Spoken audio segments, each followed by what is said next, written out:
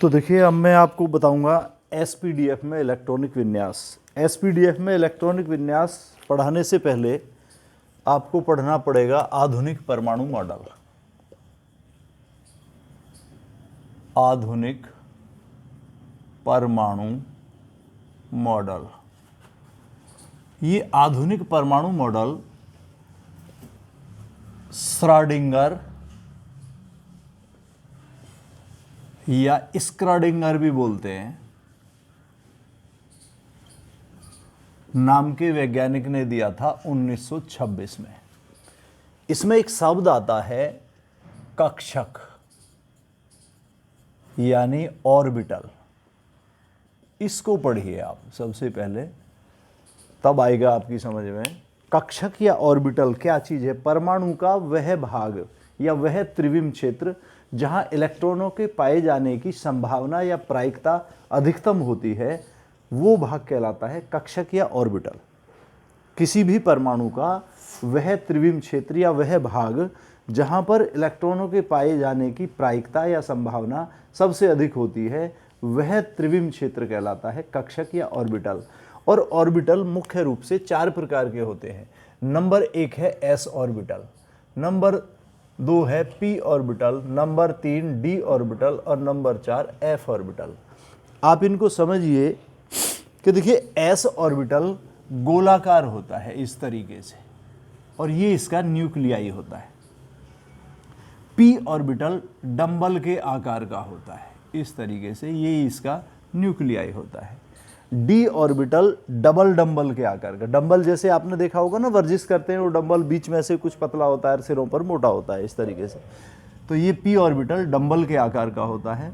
जो D orbital है वो डबल डंबल के आकार का होता है इस तरीके से। और एफ ऑर्बिटल की कोई निश्चित ज्यामितीय संरचना नहीं होती है। अभी तक वैज्ञानिक भी ज्ञात नहीं कर सके हैं कि एफ ऑर्बिटल की किस तरह की ज्यामितीय संरचना होती है। समझ में आ गया? अब आप इसी से समझेंगे कि देखिए, एक तो तरीका ये है कि ये जो ऑर्बिटल हैं ये आपस में मिलकर बनाते हैं उपकोष, या जिनको कहते हैं सबसेल।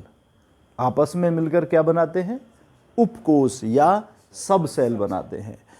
एस ऑर्बिटल, एक एस ऑर्बिटल से बना होते हैं एक एस उपकोष। 3 पी ऑर्बिटल से बनते हैं एक पी उपकोष, और 5 डी ऑर्बिटल से बनते हैं एक डी उपकोष, और 7 एफ ऑर्बिटल से बनते हैं एक एफ उपकोष। किसी भी ऑर्बिटल में इलेक्ट्रॉनों की अधिकतम संख्या 2 हो सकती है, और वो 2 जो हैं, एक अगर क्लॉकवाइज डायरेक्शन में घूम रहा है तो दूसरा एंटी क्लॉकवाइज डायरेक्शन में घूम रहा है। इसी तरीके से ये जो अभी मैंने आपको उपकोष बताए हैं, जो किससे मिलकर बने होते हैं? ऑर्बिटल या कक्षक से मिलकर बने होते हैं। ये उपकोष आपस में मिलकर बनाते हैं कोष। और कोष के बारे में मैंने आपको कल बताया था कि जो नाभिक का निकटतम कोष होता है, नाभिक में जिसमें प्रोटॉन और न्यूट्रॉन होते हैं, इसका निकटतम कोष के, और उससे आगे एल, फिर एम, एन, ओ, पी, इस तरीके से रिप्रेजेंट करते हैं, या संख्याओं के द्वारा 1, 2, 3, 4, 5, 6 इस तरीके से। ठीक है? तो उपकोष आपस में मिलकर बनाते हैं इन कोष को, यानी शेल को, जिनको मुख्य ऊर्जा स्तर भी कहते हैं। इसको हम इस तरह भी समझा सकते हैं आप लोगों को कि देखिए, अगर हम ऐसे टेबल बना लें इस तरीके से, बहुत आसान रहेगा। और ये हो गई क्रम संख्या या कोष की संख्या। कोष की संख्या जैसे पहला है, दूसरा है, तीसरा है, चौथा है, 5वां है। कोष, जो नाभिक का निकटतम कोष होता है, इसको कोष को अंग्रेजी में सेल कहते हैं, मुख्य ऊर्जा स्तर भी कहते हैं। तो पहला जो नाभिक के निकटतम कोष होता है कौन सा होता है? के। उससे आगे वाला एल, फिर एम, एन, ओ, पी, Q, इस तरीके से। ये कोष मिलकर बने होते हैं किसके? उपकोष से। उपकोष या सब सेल, इनको सब सेल को उप ऊर्जा स्तर भी कहते हैं। क्या कहते हैं? उप ऊर्जा स्तर भी कहते हैं। तो देखिए यहां पर जो पहला कोष है वो उसमें होता है केवल एक ही उपकोष S। दूसरे कोष में दो उपकोष होते हैं S और P। ऐसे कर दूं थोड़ा नजदीक। पहले कोष में एक उपकोष, कौन सा? S या सब सेल। दूसरे में दो होते हैं S और P। तीसरे में तीन होते हैं S, P और D। चौथे में चार होते हैं S, P, D और F। अन्य किसी भी कोष में चार से ज़्यादा उपकोष नहीं हो सकते। कितने हो सकते हैं? चार ही हो सकते हैं। जैसे पांचवा है तो इसमें भी S, P और D और F, इस तरीके से। तो इस तरीके से आपको पता चला है कि कोष जो K, L, M, N, O आदि हैं, ये किससे बने होते हैं? उपकोष के। उपकोष यहाँ कुल कितने प्रकार के हुए? आप ये देख रहे हैं कितने प्रकार के उपकोष हुए? चार प्रकार के, S, P, D और F। तो यहाँ मैं एक बार फिर आपको उपकोष लिख रहा हूँ कि उपकोष चार प्रकार के होते हैं S, P, D और F। ये उपकोष बने हुए होते हैं किससे? ऑर्बिटल से, कक्षक से। कक्षक जो मैंने बताया था, जहां परमाणु का वह भाग जहां पर इलेक्ट्रॉन के पाए जाने की प्रायिकता अधिकतम होती है, वो भाग कहलाता है क्या? कक्षक। वह त्रिविम क्षेत्र जो है कक्षक कहलाता है। तो ये उपकोष बने होते हैं किससे? कक्षक से। जो एक S उपकोष है उससे बना हुआ होता है, एक S उपकोष में एक S ऑर्बिटल होता है, या हम इधर से कह दें कि एक S ऑर्बिटल बनाता है एक S उपकोष। 3 P ऑर्बिटल से बना होता है P उपकोष।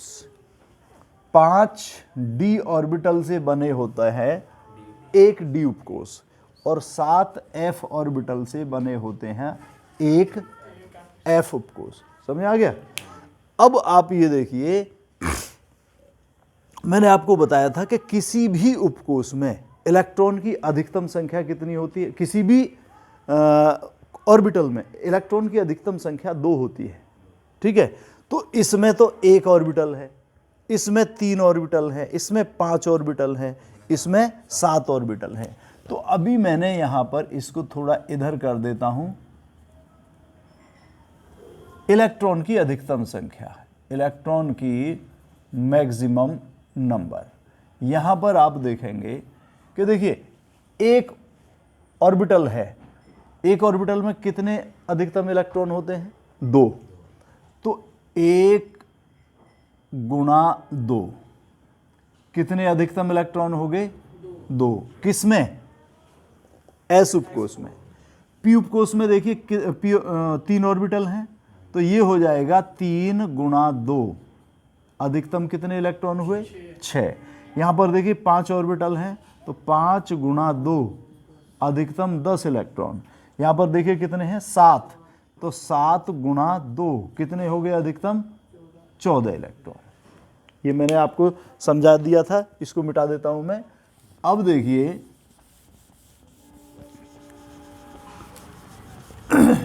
इसका तात्पर्य ये हुआ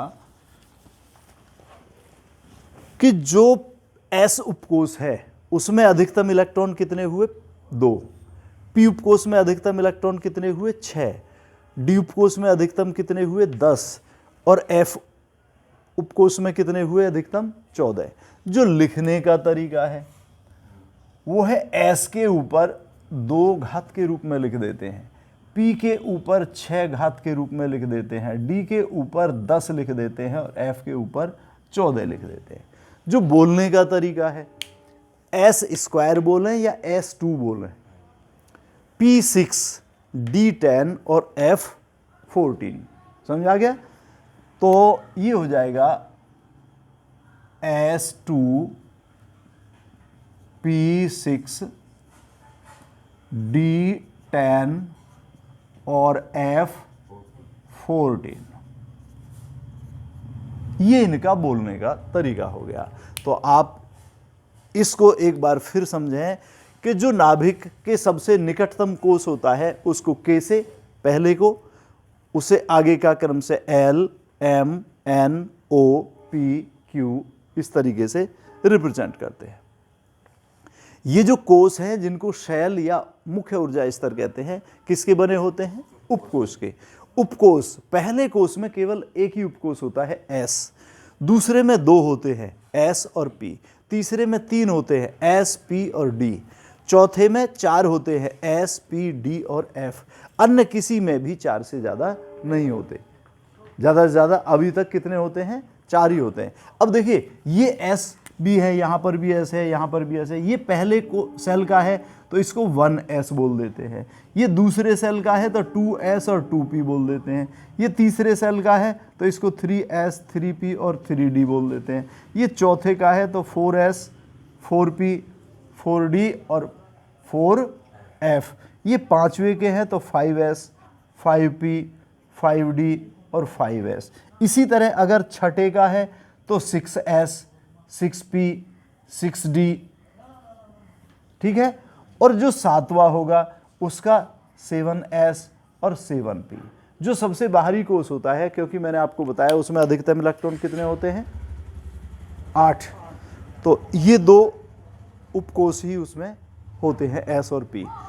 यहां तक समझ में आ गया? ये उपकोष कितने हुए? 4 प्रकार के, S P D और F। कक्षक उपकोष बने हुए होते हैं कक्षकों से, ऑर्बिटल से। एक S उपकोष में एक S ऑर्बिटल होता है, एक P उपकोष में 3 P ऑर्बिटल होते हैं, एक D उपकोष में 5 D ऑर्बिटल होते हैं, एक F उपकोष में 7 F ऑर्बिटल होते हैं। और मैंने आपको बता रखा है कि एक ऑर्बिटल में अधिकतम इलेक्ट्रॉन की संख्या कितनी होती है? 2। और उन दोनों में एक अगर क्लॉकवाइज डायरेक्शन में घूमता है तो दूसरा एंटी क्लॉकवाइज डायरेक्शन में। यदि हम ऑर्बिटल को एक ऐसे वर्ग के रूप में रिप्रेजेंट करें तो इलेक्ट्रॉन को इस तरीके से तीर के निशान से इस तरीके से ये शो करता है कि एक जिस डायरेक्शन में घूम रहा है दूसरा उसके उल्टा घूम रहा है। एक क्लॉकवाइज में घूम रहा है तो दूसरा एंटी क्लॉकवाइज डायरेक्शन में। तो इसलिए किसी भी उपकोष में इलेक्ट्रॉन की जो अधिकतम संख्या होगी वो किस तरह हो जाएगी? S उपकोष में अधिकतम 2 इलेक्ट्रॉन, P उपकोष में अधिकतम 6 इलेक्ट्रॉन, D उपकोष में अधिकतम 10 इलेक्ट्रॉन और F उपकोष में अधिकतम 14 इलेक्ट्रॉन होंगे। बोलने का तरीका S2 P6 D10 और F14। तो फिलहाल आपने ये याद रखे कि किसी भी उपकोष में अधिकतम इलेक्ट्रॉन की संख्या कितनी हो सकती है? S उपकोष में ज़्यादा से ज़्यादा कितने होते हैं? 2 से ज़्यादा नहीं हो सकते, कम रह सकते हैं। इसी तरह इनमें P में ज़्यादा से ज़्यादा 6, D में 10 और F में 14 हो सकते हैं। समझ आ गया? अब देखिए इलेक्ट्रॉनों का भरना अभी कैसे शुरू होगा? पहले 1S में, फिर 2S 2P में, उसके बाद 3S 3P और 3D में, उसके बाद 4S 4P 4D और 4F में। इस तरीके से जो साधारण इलेक्ट्रॉनिक विन्यास है उसके अनुसार ऐसे भरना शुरू कर देंगे आप। समझ आ गए? ये याद रखने आप। तो ये नोट करें आप जल्दी।